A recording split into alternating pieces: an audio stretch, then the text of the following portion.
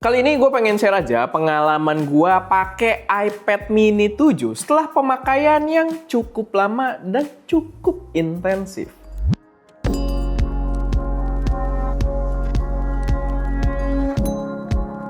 Halo semuanya, selamat datang di channel SM Media dengan gue Erwin, dan pada video kali ini gue pengen ceritain pengalaman gue menggunakan iPad mini 7 ini atau iPad mini yang sudah menggunakan A17 Pro sebagai iPad utama gue. Literally ini bener-bener iPad utama gue yang selalu gue bawa-bawa dan hampir setiap hari atau kayaknya setiap hari itu pasti gue pakai untuk berbagai kerjaan-kerjaan gue. Sebenarnya gue memang pecinta iPad, gue punya banyak iPad, kayak di sini aja di ruangan ini ada ya iPad mini atau iPad utama gue, lalu ada iPad Pro 2020 dan ada iPad Pro 2018 juga yang ukuran 13 inch kita pakai sebagai monitor buat gue produksi gitu ya. Dan gue memang puas banget so far pakai iPad.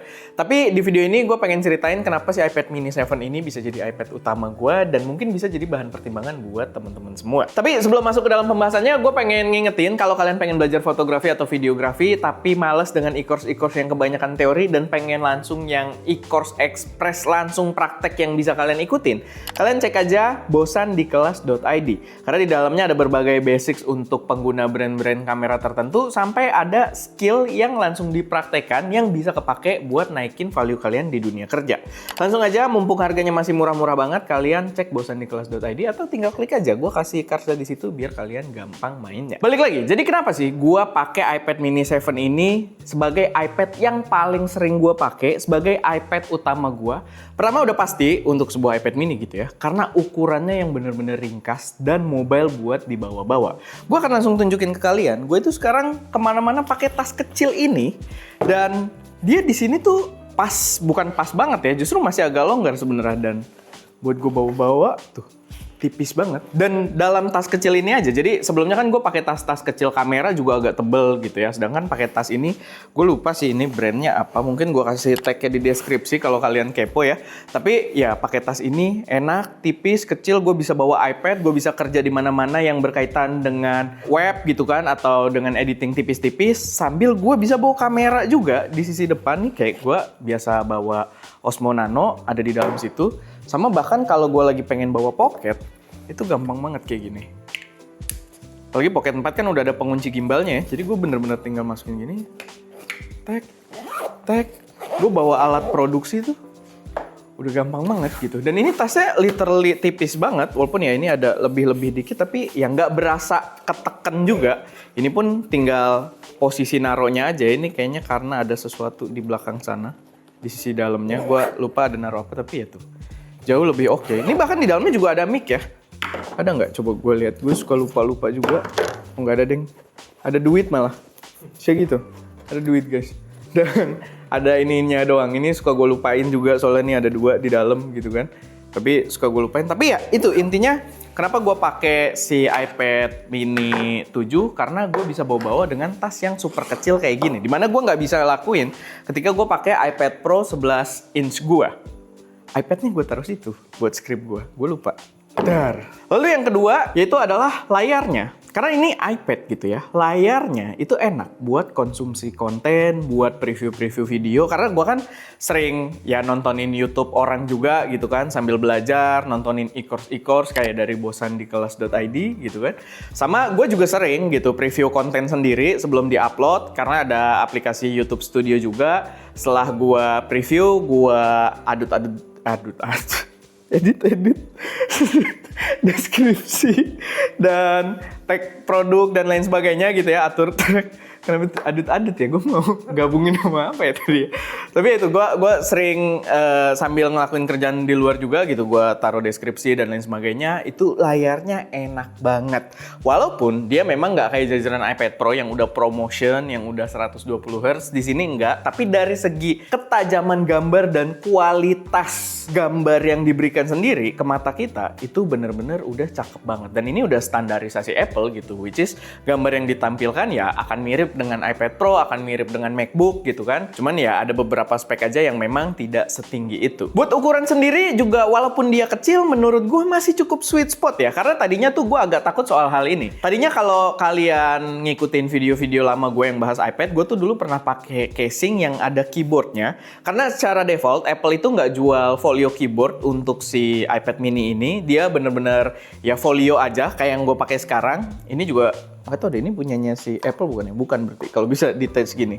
Tapi dia tuh jarang ada yang keyboard, dan kalau pakai yang keyboard dia sistemnya pakai Bluetooth. Cuman gue merasa ketika keyboard pakai dari casing tersebut tuh malah tombolnya terlalu kecil. Malah lebih enak dia gue posisikan kalau kalian pakai folio, gue posisiin terbalik gini, udah gue tinggal ketik, keyboard yang nongol di sini justru layoutnya jauh lebih enak gitu. Dan gue sering gitu ngedit deskripsi yang agak panjang di YouTube, atau gue ngobrol-ngobrol sama ChatGPT gitu ya, sama AI untuk generate image dan lain sebagainya. Itu enak banget kayak gini. Jadi gue sekarang pakai folio case polos aja kayak gini, gue nggak pakai keyboard tambahan, dan itu membuat setupnya jadi jauh lebih ringkas lagi gitu buat gue bawa-bawa. Dan nggak cuma ringkas ya, enteng banget juga gitu. Jadi nggak bikin capek ketika gue pakai tas lempang kayak tadi. Selanjutnya yang udah pasti bikin enak itu adalah baterainya awet banget. Ya ini khas produk-produk Apple sih. Mau kalian pakai MacBook-nya, mau kalian pakai iPad-nya, atau iPhone. Mungkin iPhone-nya yang suka banyak orang komplain ya, karena di iPhone sih banyak yang main game. Buat gue nggak ada masalah. Bahkan gue pakai iPhone Air itu nggak ada masalah soal baterai, karena gue nggak main game juga. Tapi di iPad ini dia jelas baterainya terasa awet. Karena gini, untuk penggunaan gue pribadi aja, itu gue merasa mungkin gue ngecas itu seminggu cuma 2 kali gitu ya. Bahkan gue suka sampai lupa. Bahkan ketika gue misalkan pengen meeting di luar, terus gue ada rencana buat ngatur video juga di luar, di cafe gitu kan, sambil nongkrong. Ketika gue lihat baterai iPad gue 20%, itu gue masih pede gue bawa keluar gitu. Gak ada masalah. Dan kalaupun mau dicas juga gampang, karena dia USB-C, biasalah kayak gadget gitu kan, gue bisa cas di mobil, charger atau pakai power bank itu bisa. Tapi intinya 20% aja tuh gue bawa keluar, gue nggak merasa deg-degan gitu. Paling enggak untuk penggunaan gue. Mungkin memang agak berbeda kalau kalian pakainya untuk desain grafis, animasi, atau mungkin kalian pakai untuk editing video gitu. Mungkin itu akan lebih demanding, tapi paling nggak untuk penggunaan gua yang buat ngatur-ngatur, browsing-browsing, lalu hal-hal yang berkaitan dengan browser gitu kan, menurut gua ya udah lebih dari cukup. Baterainya awet banget. Dan kita pakai banyak juga ya iPad. So far sih nggak ada yang berasa baterainya bocor gitu. Kita kayak ya iPad ini yang kita pakai buat monitor, bahkan kalau lagi produksi itu ngecasnya suka lupa ya, kayak tiga hari sekali gitu, 4 hari sekali. Jadi baterai udah top banget untuk produk Apple. Lalu ekosistem AirPods ini juga enak banget, karena gue pengguna iPhone, gue pakai iPad. Ketika gue pakai AirPods lagi di luar gitu ya, karena AirPods juga kan noise cancellingnya enak banget. Tapi ketika gue pindah, gue nonton dari iPad, suaranya masuk dari iPad. Ketika gue ngecek HP dan gue ngelihat sesuatu gitu ya, mungkin Reels atau semacamnya, suaranya langsung pindah dari HP. Tapi ketika gue mau lanjut lagi, masuk ke YouTube di iPad gue, atau mungkin kayak Netflix dan lain sebagainya, walaupun gue udah nggak pakai itu juga sih. Gue biasanya ya udah YouTube aja di sini. Suaranya langsung pindah lagi ke iPad. Jadi seamless banget gitu perpindahan antar device kalau misalkan gue pakai AirPods. Karena ya balik lagi ekosistem Apple gitu. Memang diciptakan untuk memenuhi kebutuhan satu sama lain. Lalu yang sebenarnya jadi concern juga, ini sih plus, cuman bisa jadi minus. Sebenarnya ini bisa jadi solusi buat kalian sih. Karena gini, iPad mini 7 ini yang udah pakai A17 Pro, sebenarnya chipnya powerful banget. Chip yang dibawa sama iPad ini benar-benar powerful. Kalau kalian pengen pakai buat ngedit atau kerja-kerja yang lebih demanding gitu ya, ngedit foto, ngedit video. Foto juga kan nggak seenteng itu ya, ada yang filenya raw juga bisa gede. Atau kalian mungkin desainer grafis atau motion grafis gitu yang butuh banget untuk processing power tinggi. Ini sebenarnya masih cocok karena dia udah pakai A17 Pro. Dan perlu diingat ya, kemarin ada MacBook baru namanya MacBook Neo yang prosesornya pakai A18 Pro gitu, cuma satu step di atas ini. Jadi beneran chip mobile untuk produk-produk Apple itu powerful banget.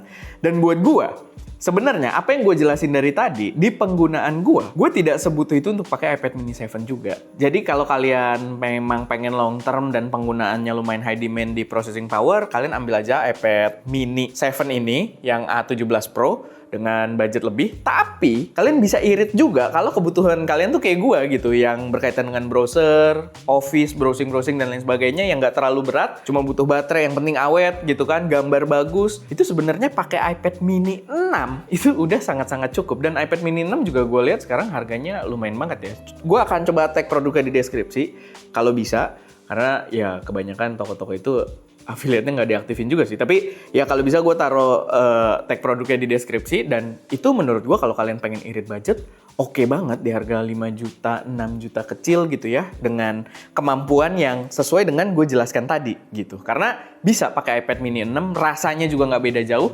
Memang perbedaannya hanya di processing power-nya aja gitu. Yang bener-bener gila banget sebenarnya di iPad mini 7 ini. Sama mungkin satu perbedaan yang harus gue jelasin juga ya. Kalau kalian pakai iPad mini 7, kalian pakai Apple Pencil itu nggak bisa yang second gen, setahu gua. Kalian harus pakai Pencil Pro kayak gini atau yang generasi terbaru. Tapi kalian bisa juga sebenarnya kalau justru pakai yang third party kayak Ormo atau apa gitu ya, yang brand-brand pensil third party itu malah bisa gitu. Cuman kalau kalian pakai original Apple-nya yang second gen itu nggak bisa, itu cuma bisa di iPad 6, iPad mini 6, sedangkan nggak bisa di iPad mini 7. Nah, gue pakainya yang Pro, tapi ya sebenarnya nggak kepake juga sih gue, karena gue nggak desainer grafis, emang BM aja sebenarnya. Tapi ya itu sedikit pengingat, atau kalian bisa ambil yang kayak tadi gue bilang third party aja kayak Ormo atau semacamnya. Lalu yang perlu gue sampaikan juga, yang udah gue sempet mention sebelumnya adalah iPad itu adalah produk yang bener-bener awet. Makanya gue iPad mini ini bener-bener jadi gadget yang sehari-hari gue bawa terus. Gue bawa juga asal-asalan ya. Dan tas gue kalau tadi kalian perhatiin itu nggak ada cushion kayak tas kamera gitu. Nggak ada empuk-empuk yang gimana-gimana. Ada sih sedikit di dalam, tapi yang nggak kayak tas kamera gitu. Yang berasa bisa aman banget. Sedangkan di sini nggak. Bahkan kalau lagi nggak ada iPad-nya juga, tas ini tuh bisa gue lipat gitu kan. Nggak kayak tas-tas kamera. Kenapa gue percaya banget? Karena gue berpengalaman. Gue pakai iPad Pro 2020 ini, beli dari tahun 2020, kita pakai asal-asalan. Kalau kita lihat bodi belakangnya aja tuh, gue makainya bener-bener. Nah ini aja nih maksa nih casingnya, lihat deh. Kameranya yang buat flat, padahal kameranya kotak gitu. Karena ini bukan casing yang pas sebenarnya. Terus lihat belakangnya berantakan banget, rusuh. Ini juga ada gue pakein waktu itu dari Rolling Square. Produknya yang dia bisa jadi nempel gitu, tapi ya di Indonesia nggak dijual. Lalu sampai sekarang masih berfungsi dengan normal gitu. Baterainya, performanya, ini aja A12Z kalau nggak salah, tapi masih sangat cukup buat penggunaan kita. Lalu di tahun 2025 kemarin gue ada beli iPad Pro bekas, bayangin. Dan itu iPad Pro 2018. Masih kepake sampai sekarang. Kita pakai asal-asalan, taruh asal-asalan di studio gitu ya. Dan ngecas juga asal-asalan. Biasanya ya tadi kita lupa cas dalam 4 hari. Terus pas udah habis banget baru kita colok dan kita lupakan. Biasanya baru kita cabut pas mau syuting lagi gitu. Dan awet, nggak berasa baterainya bocor. Ini sekarang aja ya nggak kita sambil cas karena portnya kita pakai buat input HDMI. Yang kepo kita ada pakai alat pokoknya HDMI reader gitu buat jadi monitor gitu. Kalau kepo kita taruh tag linknya juga di tag produk deskripsi gitu ya. Silahkan kalian cek aja.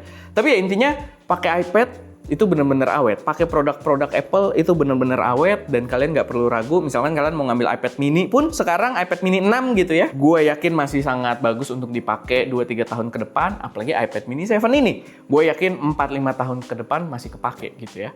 Karena balik lagi, ini kan 2018. Udah lebih dari 6 tahun berarti kan? Sekarang 2026, berarti 6 tambah 2, 8 tahun. Masih kepake gitu dan nggak berasa bocor. Dan ya ini kita sih nggak tahu yang ini pernah ada yang diganti apa nggak sama user sebelumnya gitu ya. Karena kita beli bekas. Tapi ini tuh nggak pernah kita bongkar, nggak pernah kita ganti baterai, ganti layar, apa segala macam. Nggak pernah gitu. Dan menurut gua penggunaan kita sih udah cukup jorok gitu di Studio ST gitu kan. Udah cukup asal-asalan yang kayak biasa gua akan demokan. Naruhnya kayak gitu. Si aman ya? Si aman tuh. Normal semua. Jadi ya kayak gitulah guys. Overall kalau kalian pengen lebih jangka panjang, kalian ambil yang iPad mini 7. Kalau kalian pengen irit, silahkan ambil iPad mini 6. Dan gue bisa jamin ke kalian ini bakal jadi iPad yang paling sering kalian bawa-bawa dan meningkatkan produktivitas kalian dimanapun. Oke, paling itu aja sih sedikit sharing dari gua seputar penggunaan iPad mini 7 ini setelah mungkin tahun kedua kali ya, jalan tahun kedua, dan overall recommended banget. Silahkan kalian taruh juga di deskripsi pengalaman kalian kalau kalian punya pengalaman dengan iPad atau produk-produk Apple. Gue bahkan lupa jelasin, jam gua aja tuh lebih lama lagi dari si iPad Pro gua kayaknya. Nggak tahu sih, tapi ini lama juga gitu. Yang jelas awet dan gue bisa rekomendasikan buat kalian. Oke. Paling itu aja, semoga bermanfaat, semoga bisa jadi referensi buat teman-teman yang lagi nyari tablet-tablet kecil. Gue Erwin, di belakang kamera ada Ska, dan jangan lupa berkarya.